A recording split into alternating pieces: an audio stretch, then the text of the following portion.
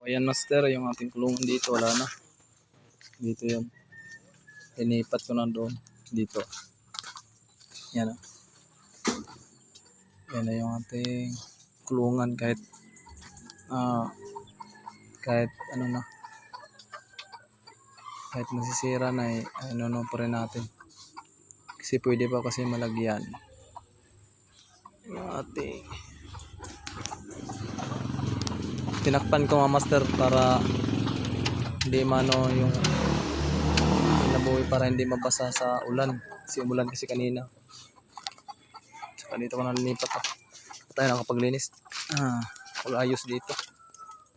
Anting pangating alimokon dito ko na pinis to.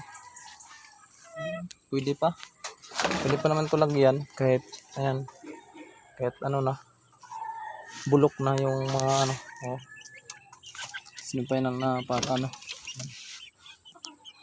kahit bulok na, kasi pwede pa naman, sayang sirain na, pwede pa naman matibay-tibay pa naman. Yan, pinisto ko na siya dito. Yan, yung isa kong pangati. Yes, sit up. Okay, yan. Ng ating ano, mga labuyo. Sa next season ay malalagyan pa to. Malalagyan pa natin to sa next season. Abot pa to. Malalagyan pa natin ng ating huli sa next season.